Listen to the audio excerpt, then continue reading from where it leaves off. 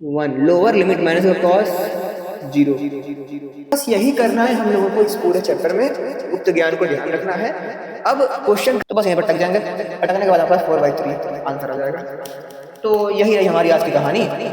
और तो जब हम लोग क्लास 9th में थे तो हम लोगों ने कुछ चतुर्थांश और प्रथम चतुर्थांश ये सब पढ़ा था।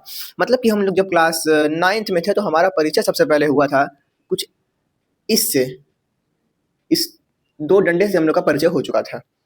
थोड़ा सा और आगे बढ़े, क्लास 10th में आए तो हम लोगों ने कुछ दूरी सूत्र वगैरह देखा कि यहाँ पर कोई दूरी है, इस दूरी को निकालना है, तो उसके लिए हम लोग को सूत्र मिला था, है ना, स्क्वायर करके प्लस स्क्वायर करके, तो वो हमने देखा था। फिर हम लोग आ गए क्लास 11th में। क्लास 11th में कुछ और चीज़ें खुली कि ऐसे ऐसे घूम रहा है, थीटा कोण बन रहा है, कुछ बन रहा है। क्लास 12th में आए तो हम लोगों को सबसे पहले इंट्रोडक्शन हुआ समाकलन यानी कि इंटीग्रेशन से। इंटीग्रेशन क्या कहता है भाई? तो इंटीग्रेशन ये कहता है कि ये लो भाई, तुम्हारे पास ये 2 डंडे फिर से हैं, मैं तुमको क्षेत्रफल निकाल कर दे दूंगा, कहीं पर तुम कुछ भी बना दो। अब कहीं पर कुछ भी बनाने की बात आती है तो हम लोग जाते हैं क्लास 12 के चैप्टर नंबर पहले और दूसरे के आसपास। पहले में हम लोग क्या देखते हैं भाई? पहले हम लोग संबंध और फलन देखते हैं। फलन हम लोग देखते हैं यानी कि हम लोग फंक्शन देखते हैं। फंक्शन कैसा होता है भाई? y is equal to F X करके कुछ होता है ना? मतलब कि जैसे example y is equal to X square ले लो, y is equal to X ले लो, y is equal to cos X ले लो, कुछ भी ले लो, तो ये हमारा कुछ फंक्शन बन जाता है। अब फंक्शन बनता है तो हमको ये भी पता है कि इसका ग्राफ भी बनता है। ग्राफ कैसे बनता है? ग्राफ भाई हम लोग फिर से ये लेते हैं, ऐसे 4 डंडा बना देते हैं और यहाँ पर नंबर लिख देते हैं, है ना। नंबर लिखने के बाद जो y की वैल्यू है और जो x की वैल्यू है, मतलब कि x की वैल्यू कुछ रखने पर y की वैल्यू आती है, मैं ये क्यों बोल रहा हूँ। हम लोग क्या करते हैं भाई कि x की वैल्यू कुछ रखते हैं, y की वैल्यू कुछ मिलती है। x की वैल्यू 1 रखा तो y की वैल्यू यहाँ पर क्या आएगी? 1 आ जाएगी। मान लो यहाँ पर x की वैल्यू 1 रखा तो 1 ही आएगी। फिर 2 रखा तो 2 का स्क्वायर यानी कि 4 आ जाएगी यहाँ पर y की वैल्यू। तो इस तरीके से कहानी जो है चलता है। मतलब कि कुछ वैल्यू रखने पर y की कुछ वैल्यू आएगा, उस आधार पे हम लोग यहाँ पर कुछ बिंदु पॉइंट कर लेंगे। जैसे कि मान लो y is equal to X है तो x की वैल्यू अगर 1 रखेंगे तो y की वैल्यू 1 यहाँ पर आ गया, 2 पर 2 यहाँ पर आ गया, 3 पर 3 यहाँ पर आ गया। उस हिसाब से अगर हम लोग चलेंगे तो हम लोगों को इन बिंदुओं को मिलाने पर एक रेखा मिल जाती है। ठीक है भाई, एक रेखा मिल गई। अब इस रेखा को इंटीग्रेशन में आने के बाद हम लोग इसके साथ कुछ छेड़खानी करते हैं। वो छेड़खानी क्या होती है? हम लोग कहते हैं कि भाई ठीक है, इस रेखा के निचले वाला जो हिस्सा है वहां पर मान लो कि इस तरीके से एक डंडा घुसा दो। ये मान लो कुछ होगा x इक्वल टू 3 है, ठीक है, 3 को यहाँ पे कर दो, तीसरी लाइन 1 2 3 3 है। अब मुझको बताओ कि यहाँ पर जो ये एरिया है इसका क्षेत्रफल क्या होगा? तो क्लास 12th में तो हम लोग ऐसे करते थे और फिर हम लोग क्या करते थे भाई कि डंडा खींच दिया, डंडा जो खींचा है वो इधर y के पास में है तो y इंटू ये dx है तो लंबाई गुणा चौड़ाई dx कर दिया, लिमिट लगा दिया 0 से 3, क्षेत्रफल हमारा निकल कर आ जाता था। परंतु आज का जो वीडियो है वो तो डबल इंटीग्रेशन पर है, ये तो नहीं है हमारे पास। अब डबल इंटीग्रेशन है। अब सिंगल इंटीग्रेशन तो हम लोग करते थे प्लेन के यूज में, मतलब कि केवल अगर एक प्लेन सतह है, अगर सतह मान लो कुछ ऐसी हुई तो कुछ इस प्रकार की हुई तो क्या करोगे? कुछ ऐसी हुई तो मतलब ये थोड़ी सी ऊंची है और यहाँ पर देख रहे हो ना, थोड़ी सी ऊपर उठी है, नीचे गिरी ऊपर ऐसे ऐसे, तो क्या इसको यहाँ पर रखने पर काम हो जाएगा? यहाँ पर रखने पर ही कहेगा कि हमारे पास इतना हिम्मत नहीं है कि सिंगल इंटीग्रेशन इसका क्षेत्रफल निकाल सके। तो इस क्षेत्रफल के निकालने के लिए हम डबल इंटीग्रेशन यूज करते हैं। अब इस क्षेत्रफल को निकालने के लिए जब डबल इंटीग्रेशन का यूज करते हैं तो यहाँ पर हम लोग को 2 डी लेना पड़ता है। मतलब कि ये हमारे पास 1D होता है, 1 डायमेंशन, यहाँ पर 2 डायमेंशन होता है। तो 2 डायमेंशन के लिए हम लोग को dx भी लेना पड़ता है, dy भी लेना पड़ता है, या फिर dy या dx ऐसे करके लिखा रहता है। यहाँ पे कुछ ऐसी चीजें हमने पुरानी वीडियो में देख लिया है ना, ऐसा हमने पुरानी वीडियो देखा है। इसके पहले जस्ट वीडियो आया डबल इंटीग्रेशन पर, उसमें देखा है, ग्राफ और आप भी हमने देखा था। अब कहानी ये है कि डबल इंटीग्रेशन का यूज हमें समझ में आ गया कि ठीक है भाई, ऊबड़ खाबड़ सतह रहती है, मतलब प्लेन ना रहे, ऐसा ना रहे, तो ये किसके लिए है? फर्स्ट इंटीग्रेशन, ये डबल इंटीग्रेशन। क्या इसका क्षेत्रफल फर्स्ट डबल इंटीग्रेशन से निकाल सकते हैं? बिल्कुल निकाल सकते हैं। अरे भैया डबल इंटीग्रेशन कहता क्या है कि हमको ऊबड़ खाबड़ का निकाल देंगे। तो ऊबड़ खाबड़ है मान लो यहाँ पे, तो ये कुछ सतह से कुछ ऊपर उठा हुआ है, सतह से इसको नीचे गिरा दो तो एकदम प्लेन हो जाएगा। तो प्लेन भी क्या है? एक प्रकार का सरफेस ही तो है। यहाँ पर ऊबड़ खाबड़ कैसा है? ऊबड़ खाबड़ है या नहीं है यहाँ पे, है ना? तो क्या यहाँ पर डबल इंटीग्रेशन लगेगा? बिल्कुल लगेगा, परंतु यहाँ पर सिंगल इंटीग्रेशन नहीं लगेगा। इस क्षेत्र के लिए निकालने के लिए, मतलब कि अगर इसकी बात करें तो इसको निकालने के लिए फर्स्ट इंटीग्रेशन भी काम आ सकता है, सेकंड भी काम आ सकता है, क्योंकि सेकंड तो भैया निकाल ही देगा। परंतु इस वाले को जो क्षेत्रफल निकालने के लिए सेकंड ही काम आएगा, फर्स्ट काम नहीं आएगा। ये तो बेसिक हुआ, कुछ समझ में नहीं आया कोई बात नहीं, हमारा जो टॉपिक ही अलग है एकदम। Change the order of integration. Order क्या है भाई? आओ देखते हैं। अब हम लोग इसको मैं मिटाता हूं। तो भाई हमने ये देखा है कि अगर ऊबड़ खाबड़ सतह रहेगी तो हम लोग उसको जो है इस तरीके से निकालेंगे डबल इंटीग्रेशन से, मगर अगर प्लेन भी रहा तो भी डबल इंटीग्रेशन लगा सकते हैं। चलो भाई तो कुछ ले ही लेते हैं, यहाँ पर कुछ ले लेते हैं, ऐसा कुछ लो भैया। तो ये हमारे पास एक कर्व आया, कैसा कर्व है? ये हमारे पास गोला है। तो गोला किस प्रकार का होता है? गोला कुछ ऐसा नहीं होता है। गोले का इक्वेशन कैसा होता है? X square plus Y square is equal to A square, है ना? ऐसा होता है। ठीक है भैया, होता है। अब तुमसे कोई कह दे कि इसका डबल इंटीग्रेशन के सहायता से क्षेत्रफल निकालो, तुम क्या करोगे? तुम इस गोले के पास आओगे और कहोगे कि इसका इक्वेशन वहां क्या है? कहोगे कि यह तो 0,0 पर है, और 0,0 पर क्योंकि इसका केंद्र है तो इस तरह का बनता है हमारे पास इक्वेशन। नहीं पता कि ये कैसे होता है, क्या होता है, तो रट लो इस चीज को, क्योंकि इसको 11th में हमने पढ़ा है भाई, बहुत डीप में पढ़ा था। 11th क्लास में इसको हमने पढ़ा है, इसलिए संभावना है कि ये बात हमें याद रहेगी। अब जब डबल इंटीग्रेशन की सहायता से इसका निकालना है हम लोगों को एरिया, तो हम लोग करते क्या है? तो डबल इंटीग्रेशन में हम लोग ये करते हैं, वही सेम चीज करते हैं, सेम।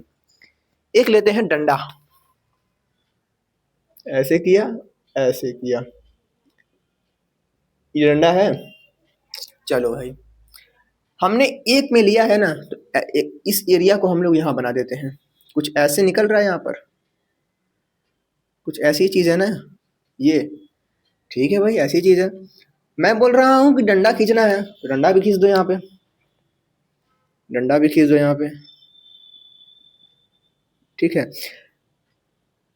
इसका क्षेत्रफल निकालने के लिए भी हम लोग सेम वही काम करेंगे कि ऐसे ऐसे बहुत से डंडे खींच देंगे, बहुत पतले पतले स्ट्रिप। अभी तो मैं बहुत बड़ा बड़ा बना रहा हूँ, इससे पतले पतले स्ट्रिप। ठीक है, अब आता है मेन खेला। हम लोग क्या करते हैं भाई, ऐसे पतले पतले स्ट्रिप को काटकर इसका क्षेत्रफल निकालते हैं। इंटीग्रेशन करने पर क्षेत्रफल हमारा आ जाता है। यही हम बचपन से पढ़ते आ रहे हैं, क्लास 12 में भी हमने यही पढ़ा था कि भाई अगर क्षेत्रफल निकालना है तो उसको छोटे छोटे स्ट्रिप्स में काट दो, स्ट्रिप्स को निकालो, एक स्ट्रिप को उसका क्षेत्रफल देखो, फिर दूसरे को क्षेत्रफल देखो, तीसरा क्षेत्रफल देखो, और सबको जोड़ दोगे तो हमारे पास एरिया आ जाएगा इसका, इस क्षेत्र का। और उसका 4 से गुणा कर दोगे, इतना गुणे इतना, इतना प्लस इतना प्लस इतना प्लस इतना, मतलब 4 टाइम ये हो गया। तो 4 से गुणा करो सीधे, सीधे से गुणा कर दोगे तो चारों का मिलकर एक पूरे वृत्त का क्षेत्रफल हमारे पास आ जाएगा। ठीक है भाई, इतना भी हमको पता है। अब हमने क्या बोला कि जब ये स्ट्रिप का क्षेत्रफल निकाल रहे हैं, इससे संबंधित कुछ बातें हैं वो हम लोग को याद रखनी है। क्या बातें हैं कि क्वेश्चनवा में हमारे काम आए? तो पहली बात तो ये है, पहली बात कि स्ट्रिप जिसके पैरेलल होगी उसी का लिमिट लगेगा। समझ ही नहीं आया, क्या बोला जी तुमने? मैंने बोला जिसके पैरेलल होगी उसी का लिमिट लगेगा। मतलब कि ये तो हमारे पास एक्स एक्सिस है, ये हमारे पास वाई एक्सिस है। मैंने बोला पैरेलल जिसकी होगी उसका लिमिट लगेगा। तो ये चीज जो है ये किसके पैरेलल है? पैरेलल मतलब समांतर। क्या ये एक्स अक्ष के समांतर है? नहीं, समांतर नहीं, तो इससे हो गया है, डंडा खड़ा कर दिया है। ये वाई अक्ष के समांतर है। तो जब ये वाई अक्ष के समांतर है तो मैंने क्या बोला है कि जब वाई अक्ष के समांतर है तो वाई की लिमिट लगेगी। मतलब कि हम लोग जो ये डंडा खड़ा किया गया है इसका अगर ऊपर ऊपर से लिमिट निकालें तो हम लोग dy का लिमिट, मतलब कुछ ऐसे ये लिखा, dy लिखो, इतना तो हमको पता है कि एक इंटीग्रेशन रहता है, एक डीवाई रहता है, फिर एक इंटीग्रेशन रहेगा, एक डीएक्स रहेगा। ये डीएक्स हो सकता है इसके अंदर घुस जाए, हो सकता है इसके बाहर हो जाए। ठीक है भाई, ये तुमको पता है। अब मैंने यहाँ पर डीवाई लिखा, तो यहाँ पर कुछ लिमिट भी तो लगाना पड़ता है ना। तो ये जो लिमिट ही लगाना पड़ता है, ये हम लोग को पता चलता है उस स्ट्रिप से, जो स्ट्रिप हमने काटी है, और वो स्ट्रिप कैसी है। अब तुमसे कोई बुलाकर पूछे कि भाई यहाँ पर लिमिट बताओ क्या होगा इसका, तो तुम लोग क्या कहोगे? तुम लोग करोगे क्या कि अपर लिमिट लोअर लिमिट ऐसे करके सिस्टम होता है। तो जब यहाँ पर dy के समांतर में है और तुमको लिमिट निकालना है, तो तुमको क्या निकालने को बोला जा रहा है? तुमको ये बोला जा रहा है कि y अक्ष के समांतर होने पर ये शुरू कहाँ से हुई है, खत्म कहाँ पे हो रही है। y अक्ष पर ये शुरू कहाँ से हो रही है, खत्म कहाँ पर हो रही है। ठीक है, तो ये शुरू कहाँ पर हो रही है, ये y इज इक्वल टू, ये यहाँ पर क्या है, y इज इक्वल टू 0 है, क्योंकि तो x अक्ष पे लाइन है। तो जब x अक्ष पे लाइन है तो ये 0 है, तो ये y इज इक्वल टू 0 पे शुरू हो रहा है, और ये y इज इक्वल टू यहाँ पर कुछ खत्म हो रहा है। अब यहाँ पर y इज इक्वल टू क्या होगा, यहाँ पर y इज इक्वल टू क्या होगा, ये हमारे पास गोला है। यहाँ पर तुम यहाँ पर आओ, यहाँ पर आओ, यहाँ पर आओ, यहाँ पर आओ, यहाँ पर आओ, यहाँ पर आओ, यहाँ पर, हर जगह पर एक सूत्र है जो काम करेगा, जो कि है ये। ठीक है, ये सूत्र कहाँ पर काम करेगा, इसके लिए। ये फॉर्मूला ही हमारे पास, जो पूरा ढकोसला हमने निकाला है, ये इसी के लिए तो निकाला है, और इसी के लिए होता भी है। तो हर बिंदु पर क्या है, इसी यही वैल्यू होगा। तो यहाँ पर भी क्या होगा, यही वैल्यू होगा। तो यहाँ पर भी यही वैल्यू होगा, परंतु हमको y इज इक्वल टू रूप में चाहिए। तो y इज इक्वल टू रूप में चाहिए, तो इसका यहाँ से y का मान निकाल के पटक दो, क्या दिक्कत है। तो यहाँ से y का मान निकालेंगे तो हमारे पास एक्स स्क्वायर वाई है, एक्स स्क्वायर वाई स्क्वायर, तो Y square is equal to X को उधर भेज दो, तो A square minus x square हो जाएगा। फिर y is equal to root में इसको कर दो, खत्म कहानी हमारे पास। तो y इज इक्वल टू हमारे पास रूट में आ जाएगा ए स्क्वायर माइनस एक्स स्क्वायर। ठीक है, तो हमारे पास लिमिट मिल गई भाई। अभी मैं थोड़ा सा डीप में बता रहा हूँ, उसके बाद घुस के बताऊंगा। मतलब उसके बाद मतलब जब क्वेश्चन करने आएंगे हम लोग, तो खटाखट क्वेश्चन करेंगे, और क्या। चलो यार, मैंने वो और इस थोड़ा इसको मिटा दिया मैंने, बैड तरीका। चलो थोड़ा जगह बनाना भी था। चलो भाई, इक्वेशन फिर से लिख देता हूँ मैं, X square plus Y square equal to A square. और जो कहानी हमने देखी थी इम्पोर्टेंट, वो हमने यही देखी थी कि स्ट्रिप जिसके पैरेलल उसी का लिमिट देगी। चलो भाई, दूसरा, जिसके पैरेलल उसी का लिमिट देगी। स्ट्रिप जिसके परपेंडिकुलर, जिसके परपेंडिकुलर उसका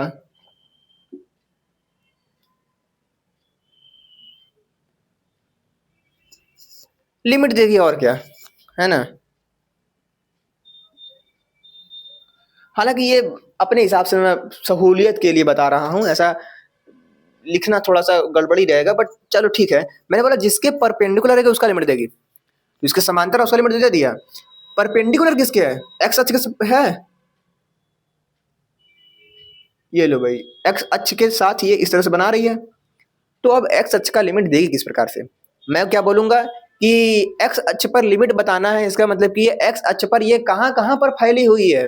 तो हम अभी कहाँ से बात कर रहे हैं, हम खाली केवल इसकी बात कर रहे हैं, क्योंकि हमको 4 से गुणा करना है।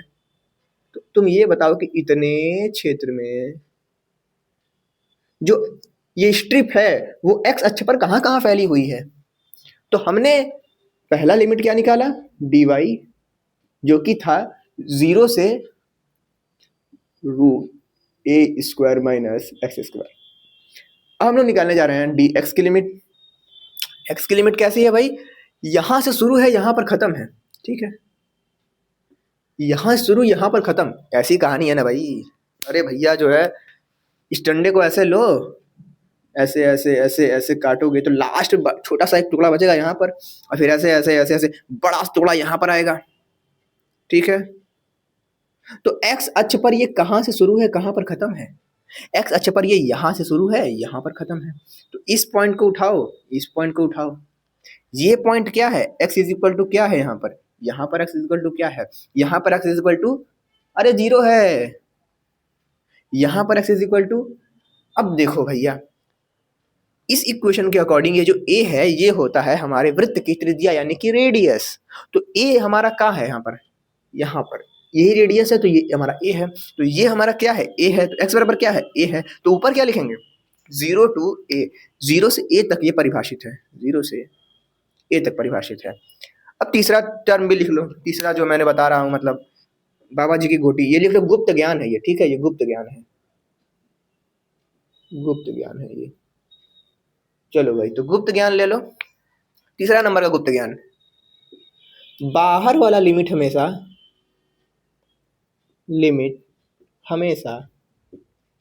कांस्टेंट। मैंने बोला बाहर लिमिट हमेशा कांस्टेंट मतलब कि एक तो ऐसे होता है dx dy, एक तो ऐसे होता है dy dx।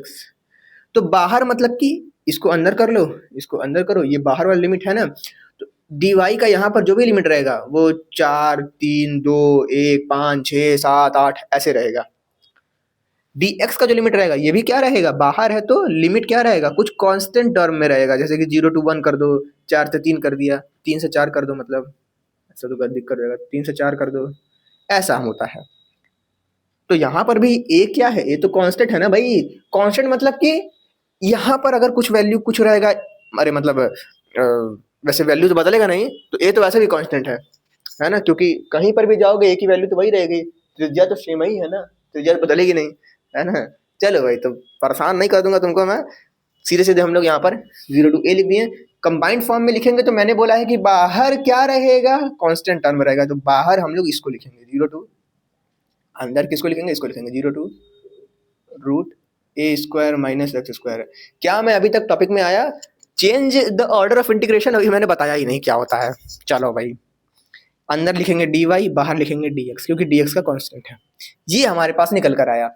तो मैं इस चीज को यहाँ पर लिख दूं कुछ सुंदर भाषा में, कुछ 0 to a है, फिर 0 to root A square minus x square है, dy है, dx है। अब चलो भैया, ये हमने इस तरीके से मतलब काम होता है गुप्त ज्ञान में, हमने ये बता दिया है। अब इस गुप्त ज्ञान को थोड़ा सा आगे देखते हैं, अब टॉपिक पर आते हैं कि टॉपिक क्या है। कितना लंबा वीडियो बन गया भाई, ए भगवान, 18 मिनट, चलो ठीक है।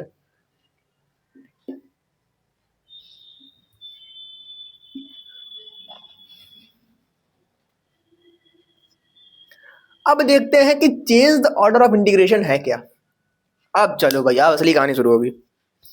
असली कहानी कुछ इस प्रकार शुरू होगी कि अब इसको तुम भूल जाओ अभी के लिए, तो खैर ठीक है, इसको भूलो, इस वृत्त पर आओ,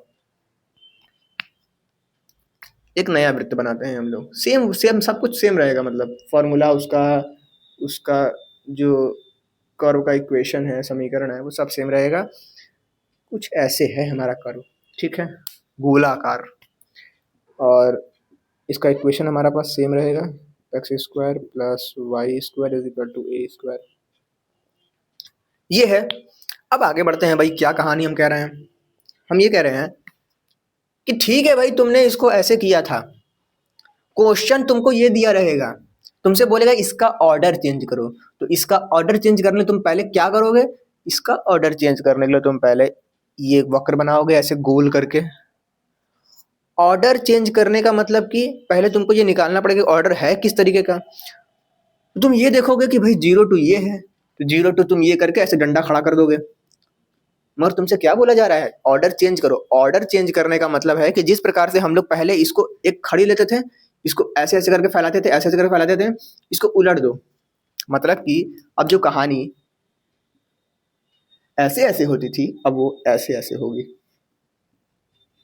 ऐसे ऐसे ऐसे ऐसे ऐसे ऐसे ऐसे ऐसे ऐसे ऐसे ऐसे, अब बस ऐसे ऐसे होगी।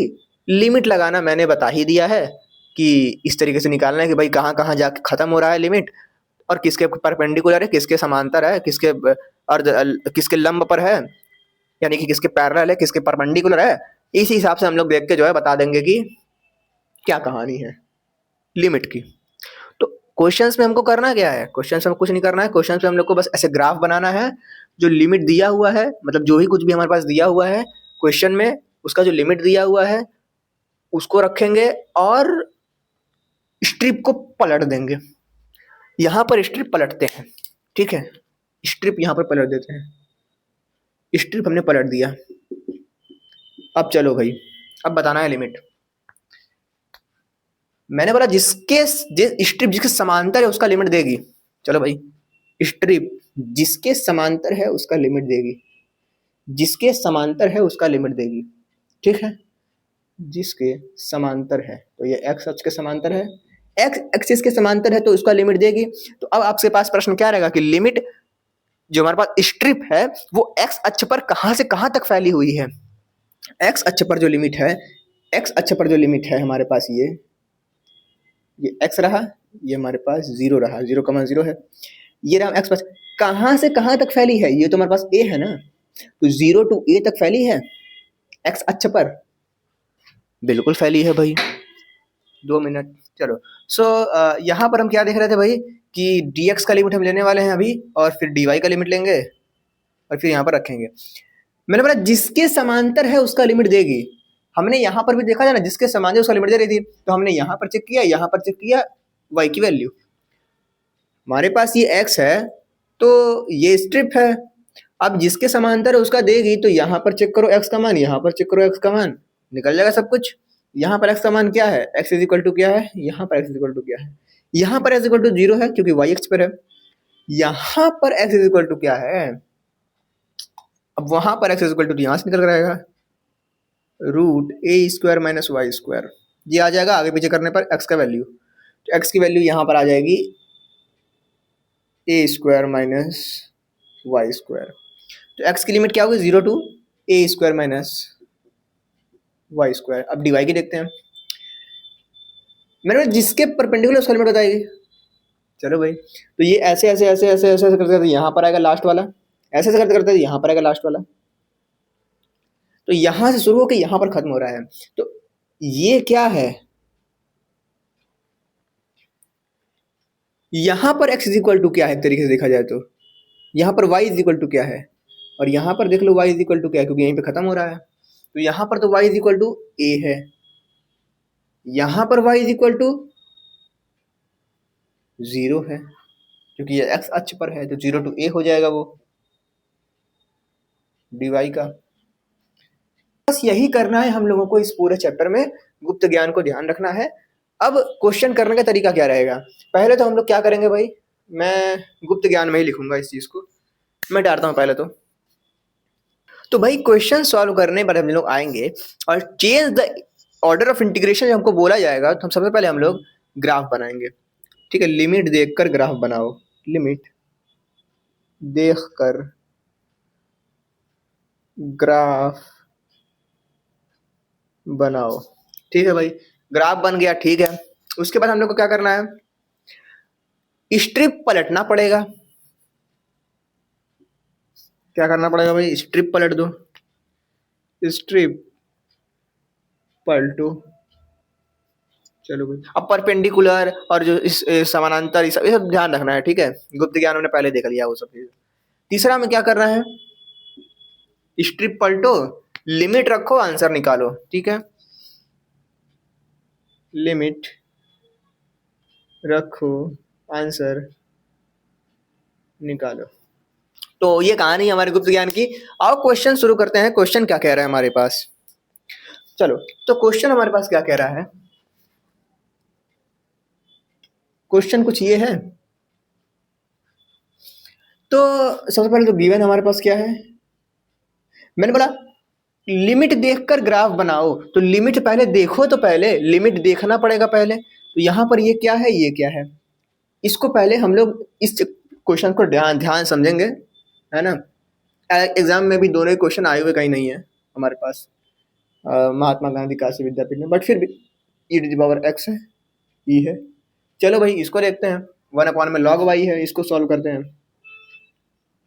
dx लिखा है, dy लिखा है। मैंने क्या बोला था भाई कि लिमिट अंदर वाला जो रहेगा उसके साथ अंदर वाला का लिमिट मैच होगा, डेरिवेटिव मैच होगा, मतलब जो भी हमारा dx dy लिखा रहता है। ध्यान से देखो, तो ये हमारे पास e⁻x है, तो इसको y इज इक्वल टू ये लिखेंगे ना, और ये भी तो y इज इक्वल टू ई। यहाँ पर जब y is equal to e⁻x है, तो यहाँ पर डी वाई होना चाहिए, डी एक्स होना चाहिए, यहाँ पर डी वाई होना चाहिए, डी वाई होना चाहिए, यहाँ डी एक्स होना चाहिए। तो हम इसको तो पलट सकते हैं, परंतु इसको पलटने के लिए जान निकालना पड़ता है, ठीक है। और इसी को पलटने का काम होता है इसका, change the order of integration. लिखा हुआ है मैंने, changing the order of integration means rotating the scanning strip from vertical to horizontal, vertical to horizontal and vice versa, उसका उल्टा भी, to cover the same region. Same चीज region हमारे पास कवर होता है, चाहे ऐसे चीजें का ऐसे करें, स्ट्रिप ऐसे करे चाहे ऐसे करे, सेम रीजन कवर होता है। तो हमने ये देखा यहाँ पर कि इसको उलट सकते हैं, इसको नहीं उलट सकते हैं, इसको उलटने के लिए ग्राफ बनाना पड़ेगा। अब ग्राफ बनाते हैं, तो मैं यहाँ पर ग्राफ बनाता हूँ। कैसा बनेगा ग्राफ, उसके लिए सबसे पहले यहाँ पर लिमिट रखना पड़ेगा। तो हमारे पास y is equal to E to the power x है, तो ये हमारे पास क्या रहेगा, x इक्वल टू 1, क्योंकि 1 है तो ये x इज इक्वल टू 1 है, ये क्या x इज इक्वल टू 0 है, ये क्या y is equal to x E to the power x है, ये y is equal to e है, तो y is equal to e, y is equal to E to the power x। और हमारे पास क्या लिमिट दिया हुआ है, हमारे पास लिमिट दिया हुआ है and x is equal to 0 है, x इज इक्वल टू 1 है। अब हम लोग के पास सब कुछ आ चुका है, y is equal to e, पहले इसका ग्राफ बनाते हैं। ये रहा हमारे पास 1, ये रहा हमारे पास 2, बस 3। हमारे पास e की जो वैल्यू होती है वो होती है 2.7 समथिंग, ठीक है, 2.71 करीब होती है, 2.7 करीब होती है। तो हम लोग इसका जो लाइन है वो कैसा ड्रॉ करेंगे, e का वैल्यू मतलब कि ये रहा 1, ये रहा 2, लगभग यहाँ पर 2.7 करीब यहाँ पर आएगा। तो इस तरीके से एक ग्राफ ड्रॉ हो गया भाई, एक लाइन हमने बना दिया, इसका लाइन बनाया हमने, ये लाइन बनाया हमने y is equal to e का, ठीक है। E to the power x, y is equal to E to the power x, इसको ध्यान रखना है भाई, ग्राफाई का सब खेल है, ठीक है। बेसिक्स इसी में कवर हमारे हो जाएंगे जितने हम ग्राफ बनाएंगे। जैसे परवलय ग्राफ कैसे बनता है, परवलय ऐसे बनता है, ऐसे ग्राफ बनता है, वृत्त ऐसे बनता है, और जो हमारे पास मैंने ई टू द पावर x मैंने लिया है वो बनता है कुछ ऐसे, 1 2 ऐसे आएगा और 1 से होते हुए ऐसे जाता है, ठीक है। तो यहाँ पर भी 1 से होते हुए जाएगा, तो 1 से होते हुए कुछ चला जाएगा, तो चला देते हैं हम लोग, लो भाई ऐसे चला गया। अब क्या है, x इज इक्वल टू 0, तो 0 कोई मतलब ही नहीं है, यहाँ पर x इज इक्वल टू 0 है। इसको थोड़ा सा हम लोग लिख लेते हैं, क्या लिखेंगे, y is equal to E to the power x, ठीक है, हालांकि यहाँ पर लिखा ही हुआ था, छोड़ो इसको। नेक्स्ट है x is equal to 1, x अच्छा ये रहा 1, मान लो करीब यहीं पर करीब आएगा 1, तो इसको भी बना लेते हैं।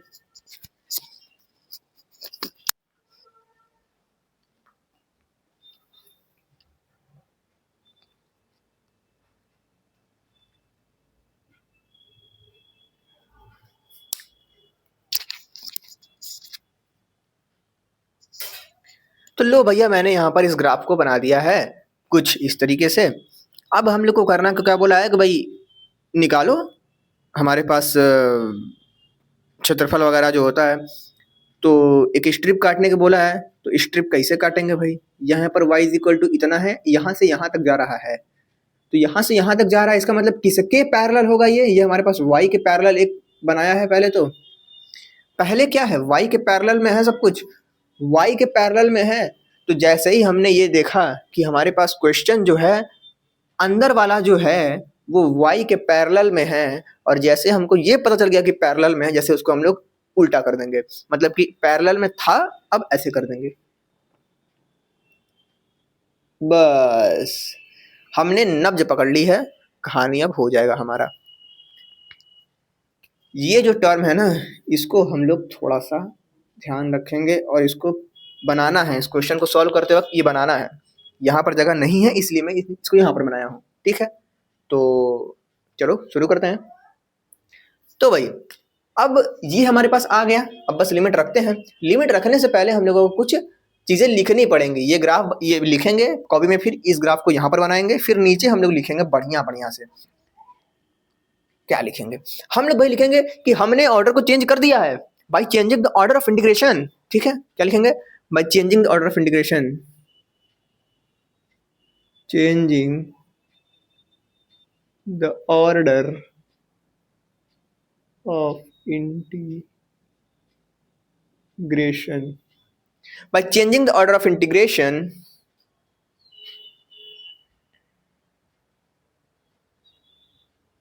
Okay, bye changing the order of integration हमने क्या किया, हमने रोटेट कर दिया, हमने इसको रोटेट कर दिया, we rotate the strip parallel to x axis, okay, parallel to x axis.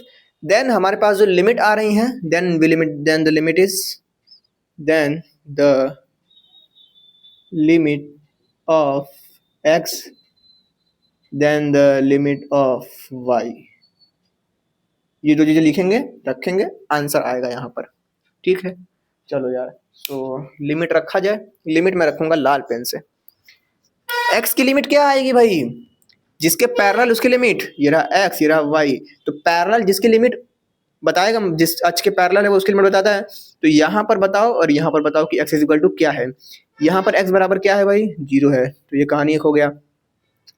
यहाँ पर बताओ x इज इक्वल टू क्या है, ये किसका ग्राफ है, log x का e to the power x का ग्राफ है, ये किसका ग्राफ है, y is equal to e to the power x, परंतु यहाँ पर हमको x का वैल्यू निकालना है, क्यों, क्योंकि x का हमारे पास चाहिए ना लिमिट, तो x इज इक्वल टू कुछ होना चाहिए, तो वो जो कुछ है वो कैसे निकलेगा, यहाँ पर लो भाई, अब इससे हम लोग को कुछ करना है, x का मान निकालना है, तो x का मान निकालने के लिए हम लोग बचपन से करते आए हैं, log लेते हैं, log y log e to the power x, x आगे जाता है क्योंकि log के पावर में जो होता है वो आगे जाता है, x जब आगे आएगा तो हमारे पास log y is equal to X हो जाएगा, log e की वैल्यू होती है 1, log e खत्म हो जाएगा, x की वैल्यू हमारे पास आ गई log y।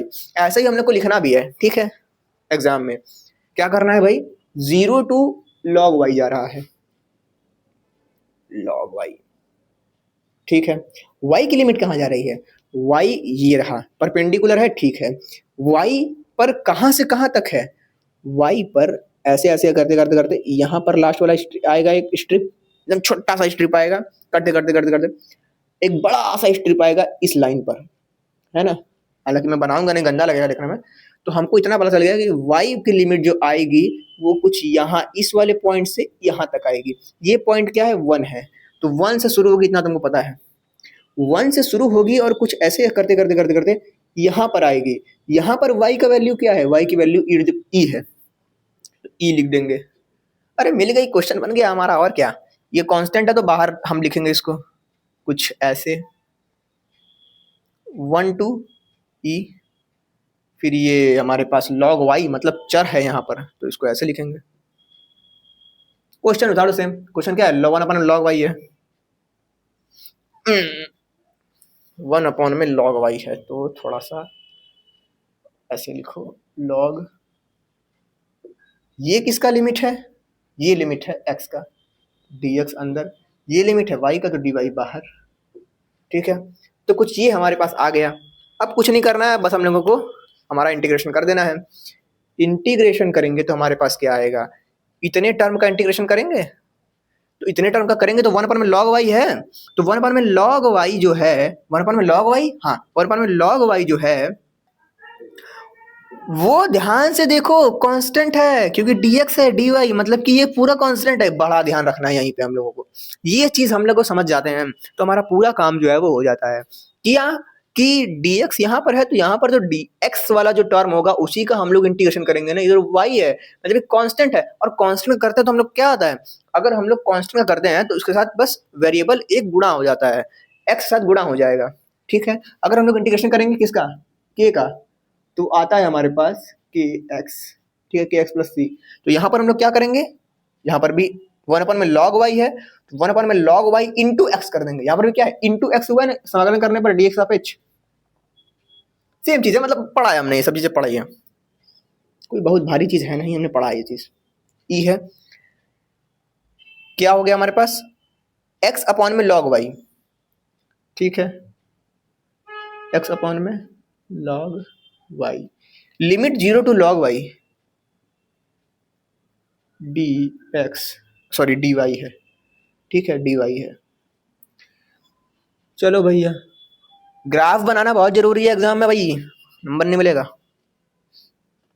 क्या हो जाएगा हमारा, 1 टू e है, 1 टू e है, upper limit minus lower limit, upper limit log y, log y अपन में log y कितना हो जाएगा, 1 हो जाएगा, तो पहले तो लिख देते हैं log y अपॉन में log y minus lower limit 0, ये बड़ा बढ़िया रहता है, नीचे 0 रहे घुसा दो 0 हो गया, खत्म कहानी भाई। और नीचे कोई अंडरस्टैंड आ जाता है ना, एक्स स्क्वायर एक्स क्यूब, बड़ा दिक्कत पड़ता है भाई। तो डी वाई अब यहाँ पर बाहर लिख देंगे हम लोग। ओवर हमारे पास आ क्या रहा है, हमारे पास आ रहा है 1 to e, ये हुक कट जाएगा 1 आ जाएगा, तो बचेगा 1 डी वाई। और 1 डी वाई का जगह हम लोग करेंगे इंटीग्रेशन, तो हमारे पास आ जाएगा y 1 to e 1 to e।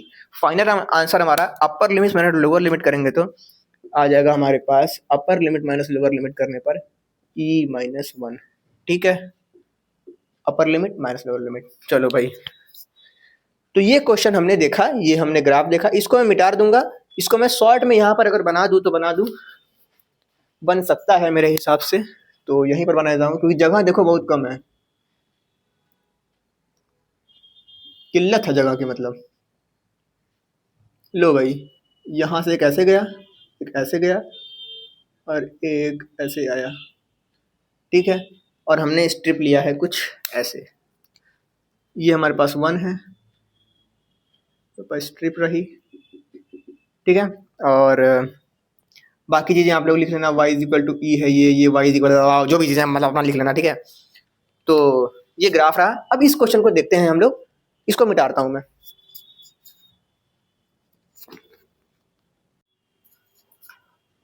तो आओ यार, अब नेक्स्ट वाला क्वेश्चन करते हैं। इसमें यही सेम चीज है कि change the order of integration and hence evaluate, order change करो, इवेल्युएट करो, फिर उसके बाद उसके लिए सबसे पहले हमको करना क्या पड़ेगा, ग्राफ बनाना पड़ेगा। ग्राफ कैसे बनाना पड़ेगा, हाथ से बनाना पड़ेगा, ठीक है। तो क्या करना है, कुछ नहीं करना है, मतलब करना है बट कुछ नहीं करना है, इसका मतलब कि आसान है। चलो भाई, सॉल्यूशन लिखना है पहले, तो गिवन लिखना है, फिर जो गिवन है वो लिखना है। यहां पर अब देखना है भाई, ये y है, तो ये y है, तो ये बराबर में क्या यहाँ पर y होगा, नहीं यहाँ पर x होगा। तो अच्छा लग रहा है देखने में ना, x बराबर y, तो x बराबर y लिखा है, तो ऊपर x बराबर 1, ठीक है। चलो भाई, मैंने बोला x बराबर y, तो x बराबर y, तो x का ही जो टर्म है वो यहाँ होना चाहिए।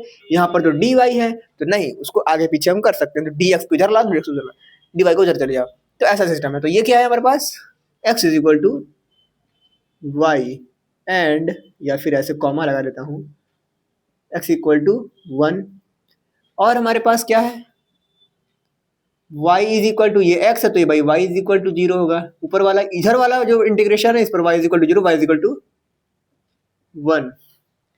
अब आते हैं आगे हम लोग। चलो यार,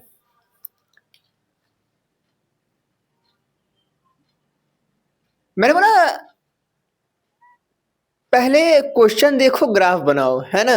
हमने इसके पहले मैंने बताया था ना, हाँ, क्वेश्चन देखो ग्राफ बनाओ, स्ट्रिप उल्टो, लिमिट निकालो और फिर सॉल्व करो, ये पूरा मैंने बताया था इसके पहले यहाँ पर गुप्त ज्ञान में।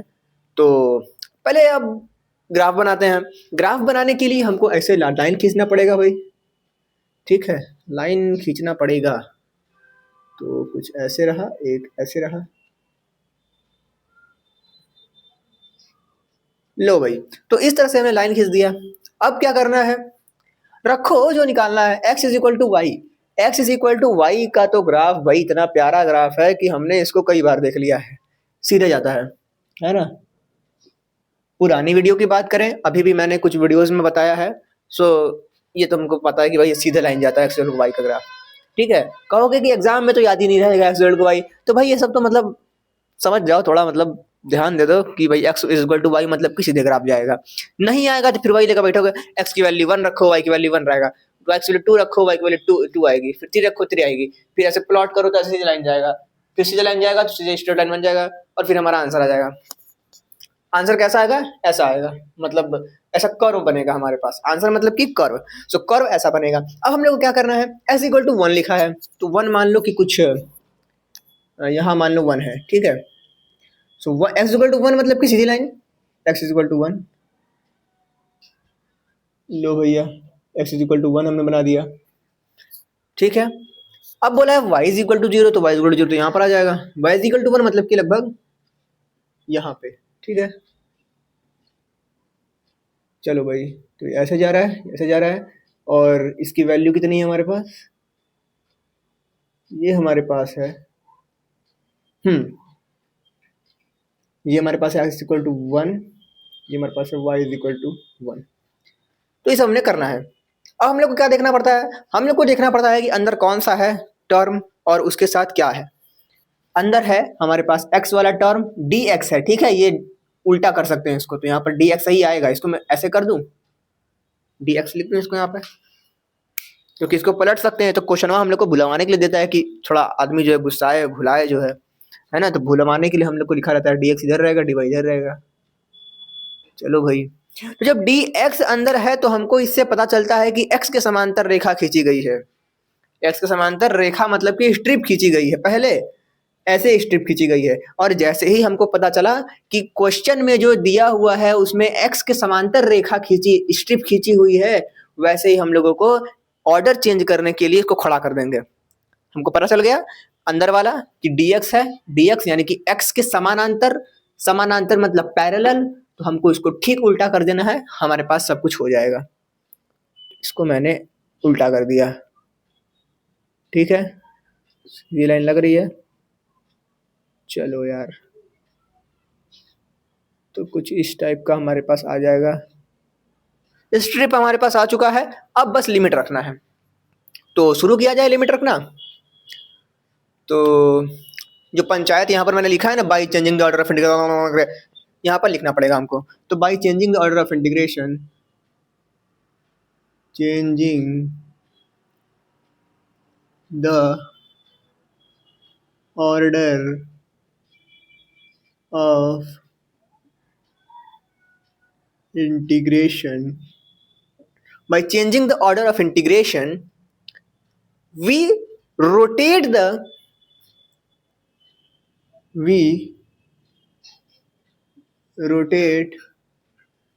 strip,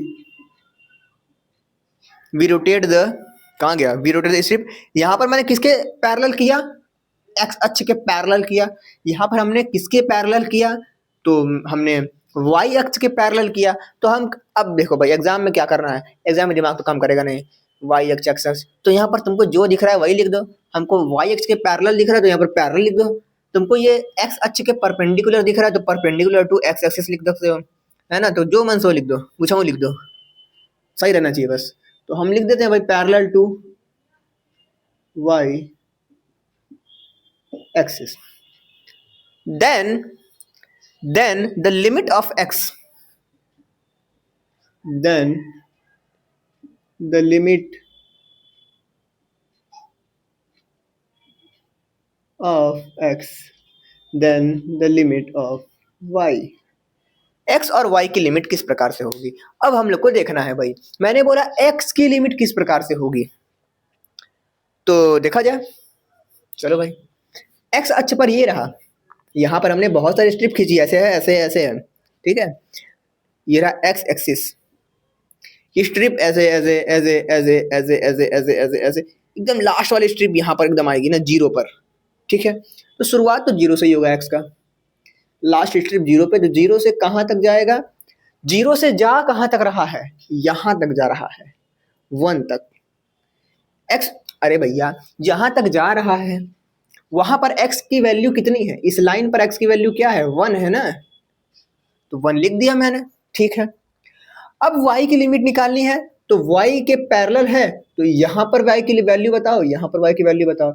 यहाँ पर y इज इक्वल टू 0 है, क्योंकि x एक्सिस पर स्थित है, और x एक्सिस पर स्थित कोई भी पॉइंट हम लोग लेंगे तो वो y पर 0 होगा, y का कोऑर्डिनेट उसका 0 होगा, क्योंकि y पर कुछ चला ही नहीं है, x पर ही स्थित है। तो y इज इक्वल टू 0, 0 शुरू होगा, कहाँ तक जा रहा है, यहाँ तक जा रहा है, जहाँ पर कि x इज इक्वल टू क्या है, y है। ये जो लाइन है, इस लाइन को यहाँ पर टच कर रहा है, तो यहाँ पर y इज इक्वल टू कितना है, x है। तो चूंकि y is equal to x है, तो लिमिट हमारा क्या लगेगा, 0 to x, y is equal to 0 से y is equal to x तक, तो 0 से x तक, ठीक है। चलो इसको हटाया जाए, ये रहने देता हूं। चलो अब क्वेश्चन हमारा क्या बन जाएगा, हमारे पास हमारा क्वेश्चन बन जाएगा कुछ ऐसा, वी गेट वी गेट समाकलन मतलब इंटीग्रेशन, ये कांस्टेंट टर्म है तो 0 to 1 तो बाहर, x वाला बाहर आ जाएगा, ठीक है। अंदर बचेगा हमारे पास 0 से x, ठीक है। अंदर क्या है हमारे पास, एक्स स्क्वायर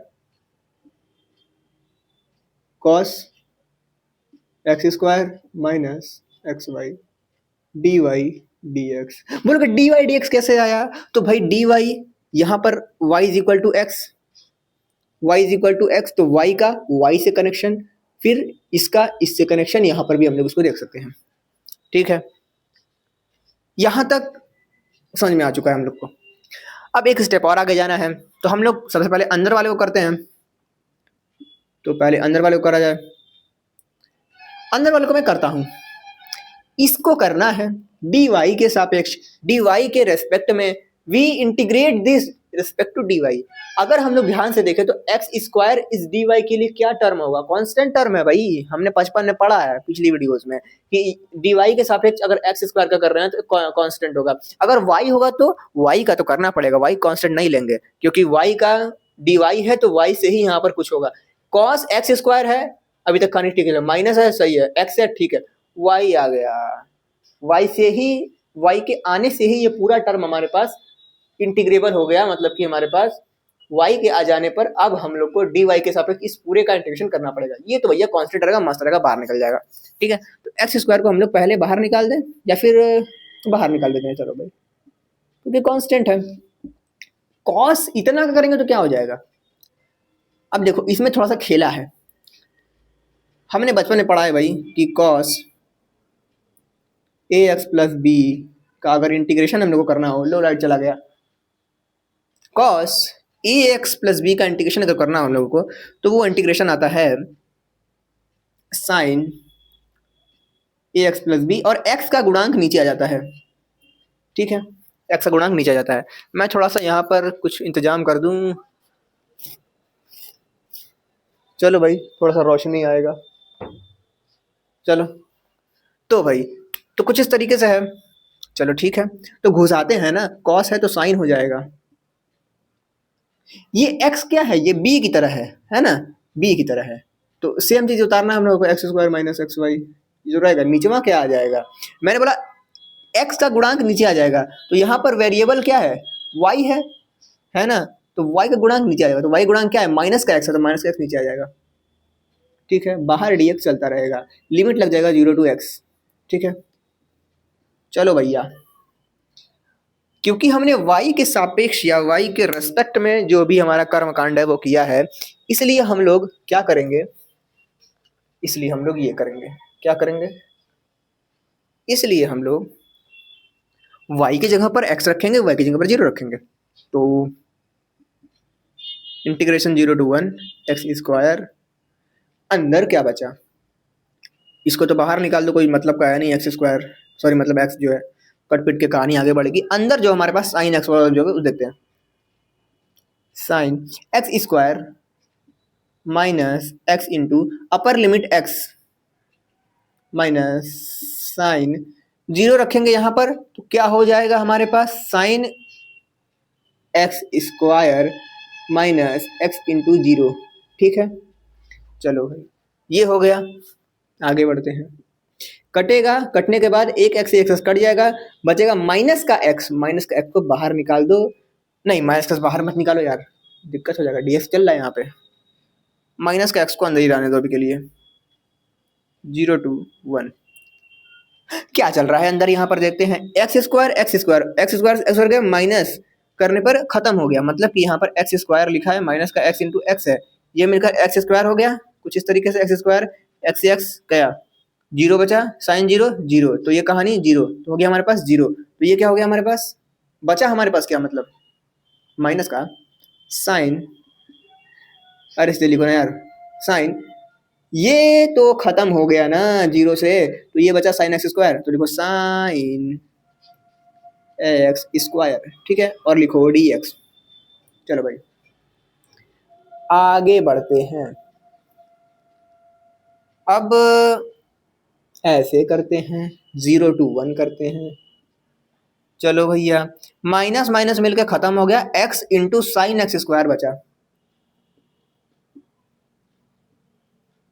और इस तरह का इंटीग्रेशन अगर हमारे पास आ जाता है तो हम लोग यहाँ पर क्या करते हैं, ये देखते हैं कि कैसे होगा, कैसे होगा, कैसे होगा, कैसे होगा। ये प्रश्न जैसे हमारे पास आता है और हम लोग कहते हैं कि ये प्रश्न में अगर किसी टर्म का डेरिवेटिव यहाँ पर मौजूद हो तो काम बन जाएगा। अगर हम लोग एक्स स्क्वायर का डेरिवेटिव लें, एक्स स्क्वायर का डिफरेंशिएशन करें तो आता है 2x, 2 तो कांस्टेंट है, 2 को हटाओ, x है ना, तो x यहाँ पर है तो x यहाँ पर है तो काम हो जाएगा भाई। क्या करेंगे हम लोग इस इंटीग्रेशन करने के लिए, अरे बचपन में बहुत इंटीग्रेशन किया है इस तरह का, तो एक्स स्क्वायर को t मानना पड़ेगा। तो यहाँ पर मैं मान लेता हूँ टेक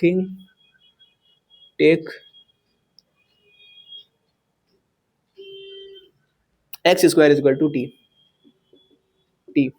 तो 2x dx is equal to dt by 2 इधर चला जाएगा, ठीक है, dt बाई 2 हो जाएगा। ओके, तो x dx dt by 2, x है dx है तो dt बाई 2 हो जाएगा ये। अब लिमिट चेंज करते हैं, x बराबर 0 है तो t बराबर, x बराबर 0 तो t बराबर, x बराबर 0 t बराबर, t बराबर 0। यहाँ पर x बराबर 1 है तो t बराबर, x बराबर 1 है, 1 1 1 तो t बराबर 1 का स्क्वायर, 1 का स्क्वायर मतलब कि 1, तो 1 बराबर 1, ठीक है। तो 0 से 1 मतलब लिमिट चेंज ही नहीं हुआ यहाँ पर। लो भैया, 0 से 1 ही लिमिट लगा रहेगा, साइन t हो जाएगा हमारे पास इंटू dt बाई 2 हो जाएगा, ठीक है। आगे क्या होगा भाई, क्यों, क्योंकि x dx बराबर dt बाई 2 है। चलो भैया, साइन t का क्या होता है, माइनस का cos t होता है, तो क्या लिख देंगे, माइनस का cos t, और ये जो 1/2 है ये बाहर एक कूद जाएगा, ठीक है। आगे बढ़ते हैं, तो 0 से 1, आगे बढ़ते हैं, अपर limit minus lower limit, upper limit minus lower limit, upper limit minus का cos 1, लोअर लिमिट माइनस का cos 0, तो cos 0 तो 1 हो जाता है, तो हमारे पास ओवरऑल क्या आ जाएगा, हमारे पास ये तो 1 हो गया, तो 1 माइनस माइनस 1, सो ओवरऑल हमारे पास आया गया 1/2 माइनस का cos, और इधर प्लस हो जाएगा ये, क्योंकि ये माइनस है तो माइनस रखेंगे तो प्लस हो जाएगा। क्यों, क्योंकि ये माइनस था ना भाई, तो माइनस के इतने पर रख रहे हैं ना मान, so upper limit minus lower limit, upper limit minus lower limit वाला माइनस, और ये माइनस कैंसिल होकर प्लस हो जाएगा, ठीक है। तो यहाँ पर +1 हो जाएगा, cos 1 +1, ऐसे थोड़ा ढंग से लिखेंगे तो कोई दिक्कत, ढंग से हमारा आंसर जो आ जाएगा वो आ जाएगा डब्बा में बन करके 1/2 1 माइनस cos 1, ऐसे करके, ठीक है। तो ये हमारा आंसर हो गया, स्क्रीनशॉट लो, आगे बढ़ते हैं। तो चलो भाई कुछ और क्वेश्चंस को करते हैं। इन क्वेश्चंस में क्या है कि ये जो हम क्वेश्चन देख रहे हैं इधर वाला, जो कि आया हुआ है 2009, 10 और 11 में, ये क्वेश्चन तो हम लोग के पुराने फॉर्मेट की तरह ही है, परंतु इधर वाले पेज का जो क्वेश्चन है जो कि 2016 और 18 में आया हुआ है, ये क्वेश्चन हमारा नया नहीं है। ये क्वेश्चन, अरे नया नहीं है कह रहा हूं, पुराना नहीं है, ये क्वेश्चन नया है, पोलर फॉर्मेट दे दिया है इसमें। पोलर फॉर्मेट क्या होता है भाई, पोलर फॉर्मेट बताऊंगा क्या होता है, क्योंकि ये नया फॉर्मेट है इसलिए मैं सीधे नए फॉर्मेट में नहीं जाऊंगा, पहले मैं पुराना फॉर्मेट कराऊंगा, ठीक है, फिर हम लोग देखेंगे इसको। तो इस बार हम लोग इस पेज को सबसे पहले सॉल्व करेंगे। चलो शुरू करते हैं आज की कहानी को, मतलब इस कहानी को शुरू करते हैं। हाँ, क्या कह रहा है भाई, by changing the order of integration, question ये दिया है, ऑर्डर चेंज करने के लिए बोला है, फिर उसका आंसर निकालने के लिए बोला है। क्या सीधे लगा सकते हैं, डी एक्स वाई है, अरे ये क्या है बे, क्वेश्चन डी एक्स वाई है, ठीक है, बार है ना, यहाँ पर सही है, यहाँ पर सही है।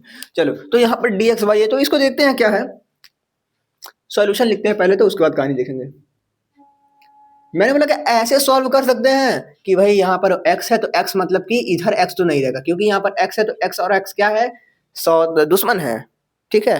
अपने सेम जाति के साथ तुम प्यार थोड़ी कर पाओगे, अलग जाति की रहेगी तब ना मजा आएगा। तो अलग जाति वाले को इधर लेकर आएगा, ये dy इधर आएगा, तो क्वेश्चन में उल्टा पुल्टा कर दो, क्या दिक्कत है? इसको हटाओ, इसको हटाओ, इसको इधर करो, इसको इधर करो, ठीक है। अब सही है, ये सही तरीका में हम लोग ला दिए क्वेश्चन को। यहाँ पर x है तो यहाँ पर y है, दोनों में प्यार हो गया, ठीक है।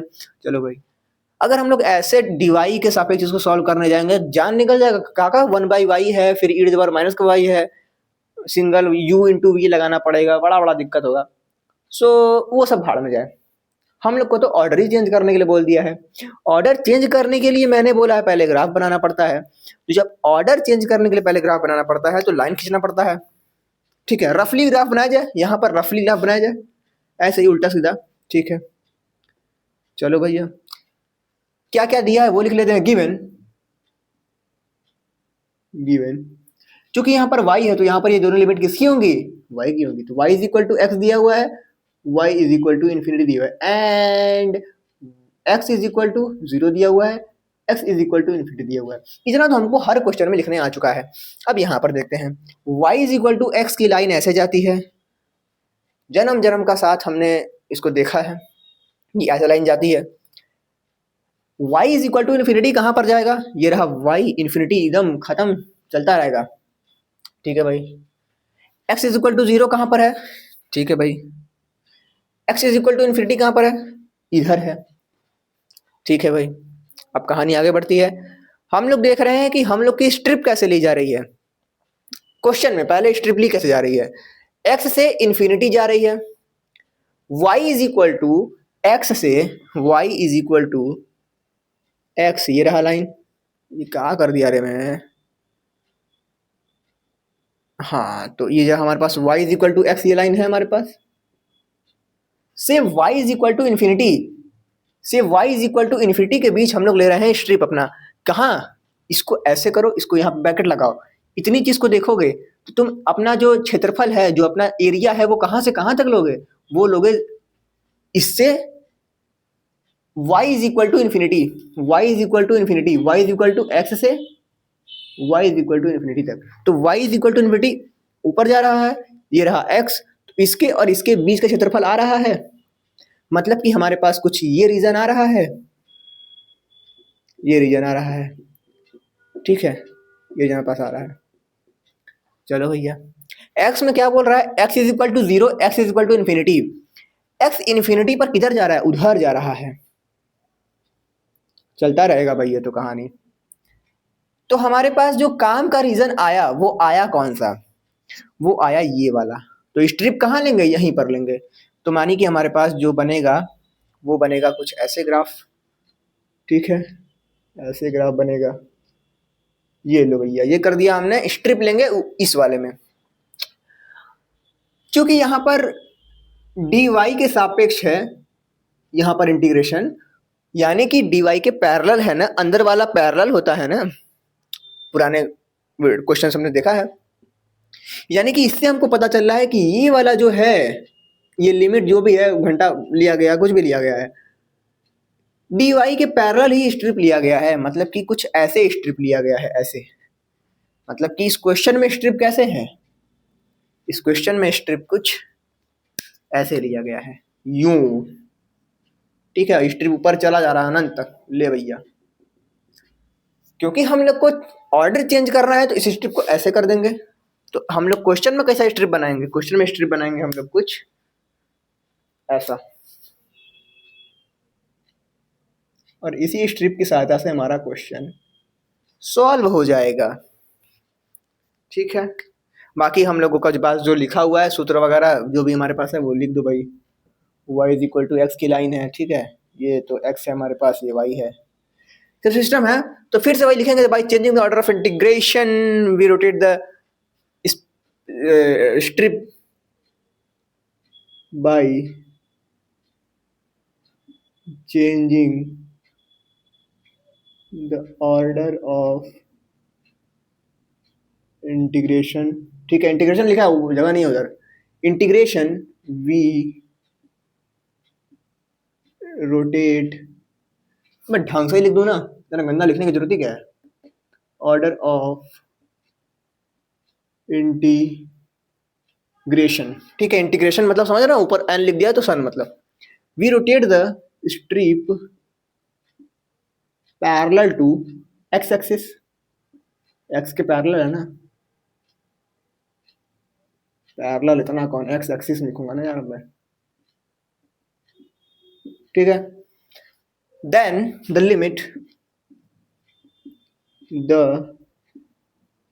लिमिट ऑफ एक्स वाई, ठीक है।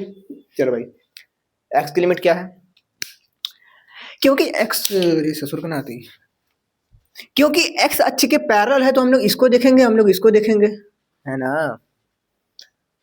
तो होगा क्या हमारे पास, यहां पर x इज इक्वल टू क्या है, 0 है क्योंकि y अक्ष पे है, और इस बिंदु बिंदु पर यहां पर x बराबर क्या है, x बराबर y है, तो यहां पर x बराबर y है, तो यहां से यहां चलेगा ना कहानी, तो 0 टू y हो गया हमारे पास, ठीक है, 0 टू y हो गया। अब y पर देखते हैं, ये रहा y, ये रहा ऐसे, तो हम लोग क्या देखेंगे कि ऐसे डब्बा डब्बा डब्बा डब्बा डब्बा डब्बा करते करते करते करते एक्स अक्ष पर कैसा डब्बा आ रहा है, कहां पर डब्बा आ रहा है, सॉरी वाई अक्ष पर कहां पर डब्बा आ रहा है, ऐसे डब्बा डब्बा करते करते करते वाई अक्ष पर कहां पर डब्बा खत्म हो रहा है, डब्बा खत्म तो अनंत पे हो रहा है, उसका कोई लिमिट ही नहीं है भैया, ऊपर चलते जा रहा है डब्बा। तो जो हमारा लिमिट है वो ऊपर से अनंत पर जा रहा है, नीचे पर आने पर 0 पर रुक जा रहा है, तो 0 से अनंत पर जा रहा है वाई अक्ष पे, ठीक है, 0 से अनंत पर जा रहा है वाई अक्ष पे, ठीक है भैया। तो लिमिट हमारे पास आया कैसा, ये रहा हमारे पास कांस्टेंट लिमिट, तो वो ऊपर रहेगा बाहर रहेगा क्योंकि कांस्टेंट है, क्योंकि कांस्टेंट लिमिट बाहर होता है, अंदर क्या होता है वेरिएबल होता है, तो 0 टू वाई अंदर आ जाएगा, 0 टू वाई किसका है, एक्स का है, तो यहाँ पर पहले हम लोग डी एक्स लिखेंगे, फिर लिखेंगे डी वाई, ठीक है। अंदर का क्या लिखा था यहाँ पर, ई टू द पावर माइनस का वाई अपॉन में वाई। अब ध्यान से देखो इस कहानी को, क्या हमारे पास कुछ आसानी हुई इस क्वेश्चन करने में, क्वेश्चन को करने में ये आसानी हो गई भाई कि ये सब वाई वाला टर्म है और यहाँ पर dx है, क्योंकि ये सब वाई वाला टर्म है, ये dx है, तो इसके लिए कांस्टेंट हो गया वाई, dx के सापेक्ष तो हम लोग x वाले सब चीजों का ही कर्मकांड करेंगे ना, जो भी करेंगे अंदर, अंदर x तो है ही नहीं, ये कांस्टेंट टर्म आ गया y है, तो भैया आपको कैसे y है, तो मैंने पहले ही बता दिया है कि अगर अंदर x रहेगा, x के सापेक्ष अवकलन करेंगे तो इधर ये x होना चाहिए, x के अलावा कुछ भी है तो सब कांस्टेंट, चाहे y हो चाहे x की मम्मी हो, कोई भी हो, सब कांस्टेंट, केवल x का भाई यानी कि x ही इसमें पार्टिसिपेट करेगा, इसमें इंटीग्रेशन में, तो क्या हो जाएगा हमारे पास e to the power minus का y बाई y, कांस्टेंट है तो उसके साथ हम लोग को x लगाना पड़ेगा, 0 टू वाई डी वाई। अब लगते हैं हम लोग limit, upper limit minus lower limit, यहां पर हम लोग अगर y रखेंगे अपर लिमिट, 0 रखेंगे तो खत्म हो जाएगा, और y रखेंगे तो x की जगह y into e to the power minus का y आएगा, अपॉन में आएगा y माइनस 0 डी वाई बाहर, y से y हमारा कटेगा, y से y हमारा कटेगा, y से y हमारा कटेगा तो हमारे पास बन जाएगा यहाँ पर समाकलन 0 टू इन्फिनिटी, समाकलन 0 टू इन्फिनिटी कुछ ऐसे ई टू द पावर माइनस का y डी वाई, हालांकि ब्रैकेट की जरूरत है भी नहीं, तो ऐसी ढंग का हो जाएगा, ठीक है, e to the power minus का y डी वाई। अब करोगे इसका इंटीग्रेशन, तो ई टू द पावर माइनस का y का ई टू पावर माइनस का y बटे में -1, है ना, क्यों, क्योंकि जो गुणनखंड है वो नीचवा आ जाता है, ठीक है। लिमिट हम लोग लगा देंगे 0 to infinity, upper limit minus lower limit करेंगे, अब इधर ही कर दूं, इधर ही कर देता हूँ, ई टू द पावर माइनस का y है तो माइनस का ई टू द पावर माइनस का अपर लिमिट माइनस का इन्फिनिटी माइनस, अब ये माइनस में पूरा तो है ये है, तो एक काम करता हूँ इस माइनस को बाहर निकाल दूं क्या, ताकि दिक्कत ना हो, ठीक है, इस माइनस को मैं बाहर निकाल देता हूँ, नहीं तो दिक्कत होगा हम लोग को। अपर लिमिट है माइनस, लोअर लिमिट यानी कि 0 रख दो, ई टू द पावर 0, लो भैया -0 मतलब वही है सब कुछ, तो माइनस इन्फिनिटी मतलब कि, अब देखो भाई ई टू द पावर माइनस का इन्फिनिटी मतलब कि इसको हम लोग 1 अपॉन में इन्फिनिटी ले सकते हैं, तो 1 अपॉन में इसका वैल्यू होता है इन्फिनाइट, 1 अपॉन में इन्फिनाइट होता है 0, ठीक है, तो ये 0 होगा। तो हमारे माइनस का अंदर 0 माइनस e⁻0 यानी कि 1, ओवरऑल 1 आंसर आ जाएगा, ठीक है। तो 1 हमारा क्या हो गया, ये आंसर हो गया। चलो भैया, तो यही कहानी है, लगभग आप लोग समझ गए होंगे। इतना है कि मतलब क्वेश्चन वगैरह आए तो कर लो, मगर तो ये क्वेश्चन जो है ना, हिलाने वाला क्वेश्चन है, आपका सर हिलाने वाला क्वेश्चन है।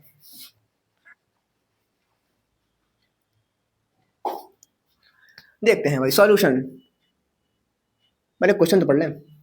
हालांकि हाँ, ये अगर रुतबा होना चाहिए एग्जाम में कि जैसा ही क्वेश्चन आए तुरंत सॉल्यूशन लिख दो, आए चाहे ना आए, फिर क्वेश्चन पढ़ो, नहीं अगर कोई बात नहीं।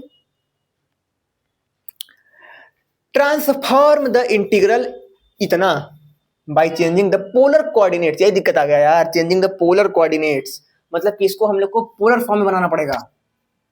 पोलर फॉर्म के लिए आपको कुछ बेसिक्स का पता होना चाहिए, पोलर फॉर्म के लिए आपको कुछ बेसिक्स का पता होना चाहिए, जिसको हम लोग कहेंगे गुप्त ज्ञान।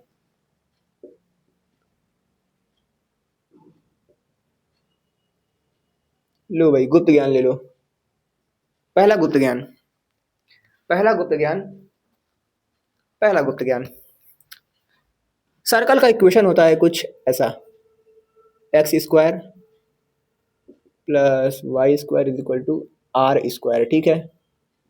पहला गुप्त ज्ञान तो ये हो गया, ये याद रखना है हमको आंसर में, मतलब इस क्वेश्चन सॉल्व करते समय ये काम आएगा। चलो भाई, ठीक ठीक ठीक ठीक ठीक।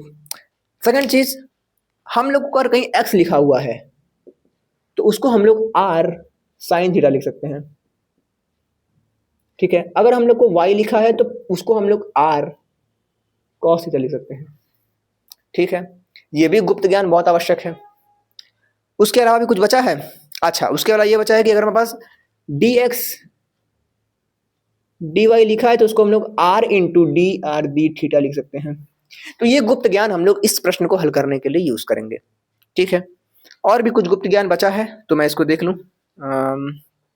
और कुछ गुप्त ज्ञान नहीं बचा है, बस आपकी बुद्धि खुलनी बाकी है अब, ठीक ठीक ठीक। एक तो वाली फार्मूला है, ठीक है। तो इस गुप्त ज्ञान में इस प्रश्न को हल करने के लिए गुप्त ज्ञान है ये, ठीक है। तो जगह है ना, दिख रहा है कैमरे में आ रहा है सब कुछ बढ़िया से, ठीक ठीक ठीक। तो जगह एक लाइन और है, लिख सकता हूँ मैं।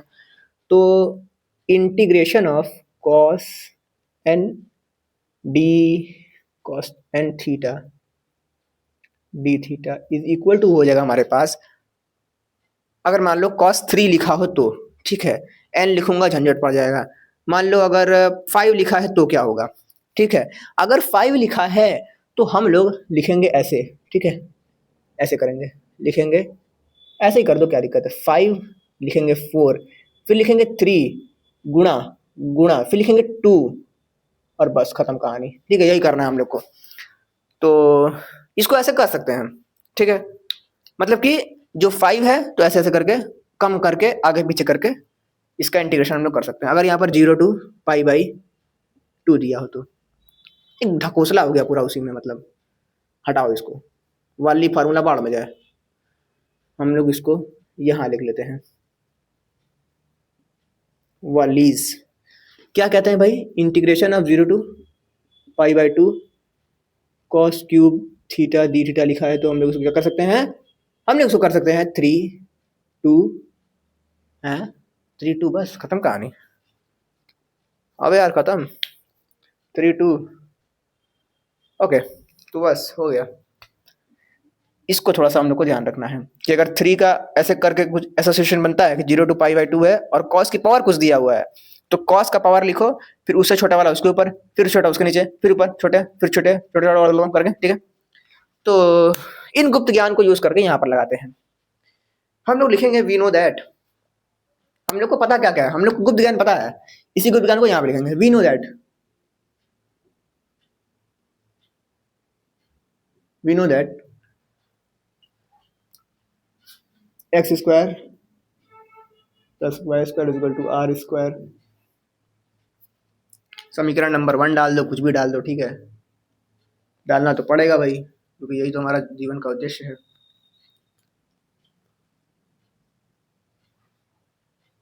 Are is equal to x is equal to r sine theta, समीकरण नंबर 2 डाल दो, क्योंकि डालना हमारे जीवन का उद्देश्य है। y इज इक्वल टू मैंने क्या बताया, आर कॉस थीटा, तो इसको भी इक्वेशन नंबर 3 डाल दो, क्योंकि डालना हमारे जीवन का उद्देश्य है। नेक्स्ट आते हैं, और गायब है, हाउ लिखा है, डी एक्स डी वाई लिखा है, डी आर डी थीटा,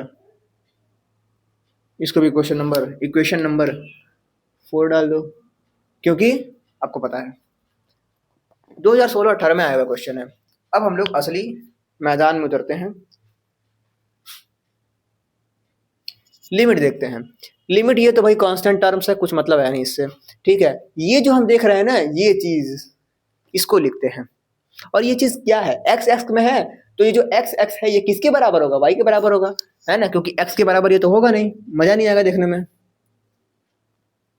तो y इज इक्वल टू, या फिर कुछ लिखा जाए, वी नो दैट, हमने ये लिख दिया, आवर लिमिट आर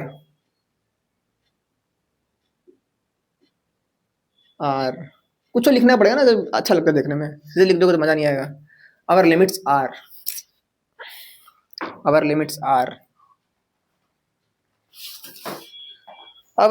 आर जो ऊपर दिया हुआ है उसको मेन है, सबसे मेन क्या चीज है, ये वाला है। तो ये क्या है हमारे पास, y इज इक्वल टू क्यों, क्योंकि ये x टर्म है, तो y इज इक्वल टू अपने मन में हमको पता होना चाहिए, 2x माइनस एक्स स्क्वायर हमको दिखा हुआ है, ठीक है। इसको थोड़ा सा और प्रसारित करेंगे, क्योंकि जगह कम है तो मैं इधर ही प्रसारित करता हूँ इसको। ये हो जाएगा हमारे पास y स्क्वायर, दोनों तरफ स्क्वायर करो, रूट हटा दो, तो 2x माइनस एक्स स्क्वायर हो जाएगा, एक्स स्क्वायर को इधर ला दो, तो क्या हो जाएगा हमारे पास, हो जाएगा x square plus Y square is equal to 2x, ठीक है। X square plus y is equal to 2x। अब using x square plus Y square मान कितना है, आर स्क्वायर है, और 2x का मान कितना है, कहाँ गया x का मान, ये रहा, आर साइन थीटा है। तो यूजिंग 1 and 2 एक्स स्क्वायर का वाई स्क्वायर मान आर स्क्वायर हो गया, और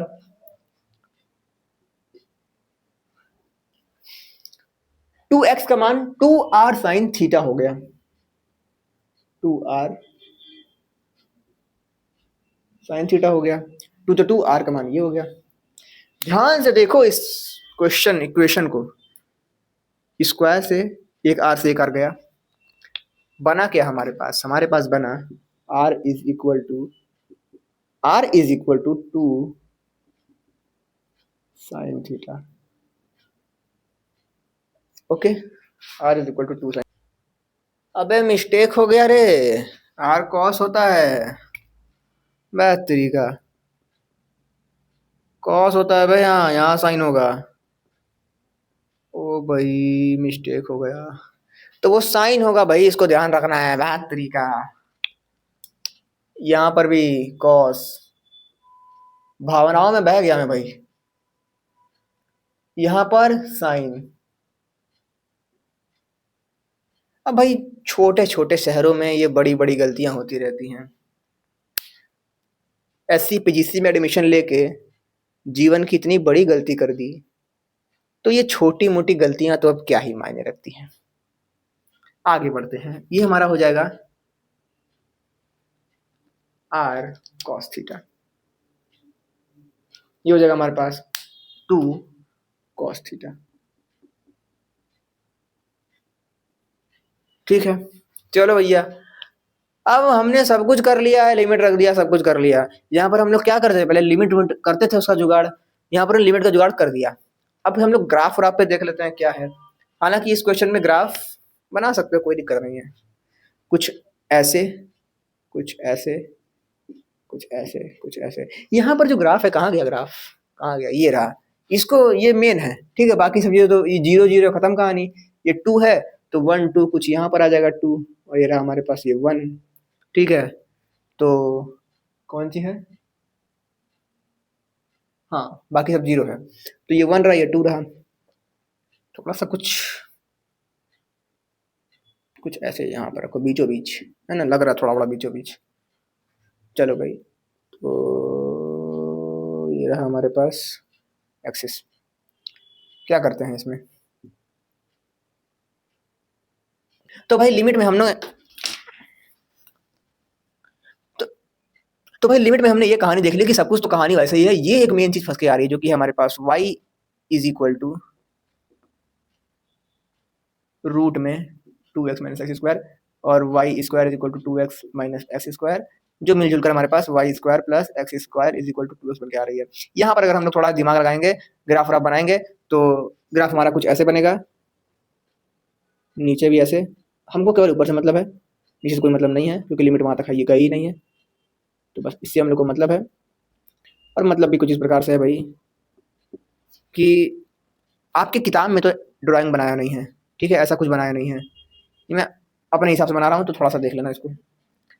पोलर फॉर्म का मतलब ये होता है, कार्टेशियन में हम लोग देखते हैं कि भाई आपको कहा जाता है कि आप यहाँ से, मान लो ये 3 है, ये 2 है, आपको बोला जाएगा एक्स अक्ष से 3 किलोमीटर चलो, अब वाई अक्ष पे 2 किलोमीटर चलो, और फिर जो मिलेगा आप लोग को वही हमारे पास क्या है, हमारा मेन मतलब बिंदु है, हमारे पास कोई पॉइंट मिलेगा। तो ये क्या है, कार्टेशियन फॉर्म। पोलर में क्या कहता है, पोलर में कहता है कि आप एक्स अक्ष पे खड़े रहो, ठीक है, और कुछ थीटा डिग्री घूमो, फिर रुक जाओ, और फिर घूम के 5 किलोमीटर सीधे चलो, 5 किलोमीटर सीधे चलो, ठीक है। तो कुछ थीटा से उसमें रिश्ता होता है, इसलिए आप देखते हैं थीटा उल्टा होता है, आर होता है, ये दूरी आर, ठीक है। तो ये सब कहानी यहाँ पर होता है पोलर फॉर्म में। कार्टेशियन में कहते हैं कि 3 किलोमीटर ऐसे चलो, 2 किलोमीटर ऐसे चलो, फिर यहाँ पर आ जाओगे, ठीक है, ऐसे चलते यहाँ पे आ जाओगे। पोलर में कहता है कि तुम ऐसे खड़े रहो, हल्का सा घूम जाओ, अब घूम के रुक जाओ, कुछ थीटा कोण घुमा के रुक जाओ, अब फिर 5 किलोमीटर सीधे चल चलो, तो यहाँ पहुंच जाओगे। तो रास्ता एक का है, पहुंचने का रास्ता अलग अलग है, एक पोलर फॉर्म है, एक कार्टेशियन फॉर्म है। तो पोलर फॉर्म में हम लोग क्या करते हैं भाई, सीधे चलते हैं, चल रहे हैं चल रहे हैं चल रहे हैं चल रहे हैं चल रहे हैं चल रहे हैं चल रहे हैं चल रहे हैं, कहानी रुक कहाँ रही है, कुछ ऐसे यहाँ पर कहानी रुक रही है, यहाँ पर कहानी रुक रही है। तो हमारा 0 से π/2 का एक लिमिट हमारे पास मिल गया, ठीक है ना। तो हम लोग यहाँ पर कुछ ढंग से लिख सकते हैं। हाँ, एक तरीके से लिख दो पुटिंग वैल्यूज, ठीक है, यूजिंग इतना इतना, देन वी गेट इसको मैं डरता हूँ मैं, चलो देन वी गेट, क्या गेट किया हम लोगों ने भाई, हमने गेट किया कि एक तो हम लोग 0 से π/2 चल रहे हैं, ये हमने गेट किया। फिर हम क्या गेट कर रहे हैं भाई, हम लोग गेट कर रहे हैं कि यहां से यहां तक कितना चल रहे हैं हम लोग। एक तो थीटा देखा हम लोगों ने, कितना थीटा चला, और दूसरा हम लोग क्या देखेंगे, कहां पर पहुंचना है, कितना किलोमीटर जाना है। पहले तो 30 डिग्री ऊपर उठो और फिर 5 किलोमीटर फेंक दो। हमने तो 90 डिग्री चल लिया, अब फेंकने की बारी है, तो फेंकने के लिए इधर ही है। तो यहाँ से यहाँ तक की दूरी तो हमने निकाल दी, r is equal to 2 cos theta आया है, तो 0 to 2 cos theta, 0 to 2 cos theta, ठीक है।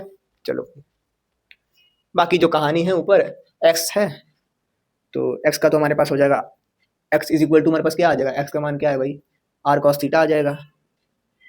क्वेश्चन में क्या है, x है, यहाँ पर क्या हो जाएगा, r cos थीटा।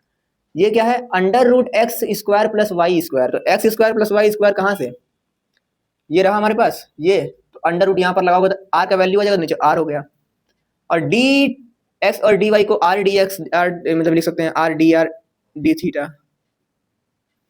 तो इधर से तो हमारे पास क्वेश्चन बन चुका है, आंसर भी हम लोग का लगभग आ चुका है। कोई भी एक आर को काट दो, है ना, इस आर को इस आर से काट दो, तो हमारे पास ओवरऑल बचेगा क्या, 0 to π/2, 0 to 2 cos theta, r cos theta dr d theta. अब भैया कहानी थोड़ी और आगे बढ़ेगी, क्योंकि हमारे पास r cos थीटा है, cos थीटा कांस्टेंट रहेगा, 0 to π/2, r थीटा कांस्टेंट रहेगा, cos थीटा बाहर आ जाएगा, मतलब कि ठीक है। r का हम लोग करेंगे तो r²/2 हो जाएगा, समाकलन 0 से 2 cos थीटा हो जाएगा, डी थीटा के सापेक्ष हम लोग करना है कहानी। फिर हम लोग क्या करेंगे, r² की जगह ये रख दो, जो भी हमारे पास कर्मकांड आया है, ठीक है। तो 0 to π/2 यहाँ पर हम लोग को रखना है, अपर लिमिट cos थीटा बाहर चल रहा है, r² मतलब कि 2 cos थीटा का स्क्वायर, 2 का स्क्वायर 4, cos थीटा का square cos square theta, minus का 0 रखेंगे तो r की जगह पे 0 हो जाएगा। तो ये हो जाएगा हमारे पास कुछ ऐसे, बटे में हमारे पास 2 भी चल रहा है। इससे ये गया हमारे पास 2 बार में, तो हमारे पास 2 आया। 2 तो बाहर है, कांस्टेंट है भाई, बाहर निकाल लो। कॉस का कॉस स्क्वायर से कॉस क्यूब हो जाएगा, ठीक है, 0। और हमारे पास ये टर्म आ गया। ये टर्म कैसा है?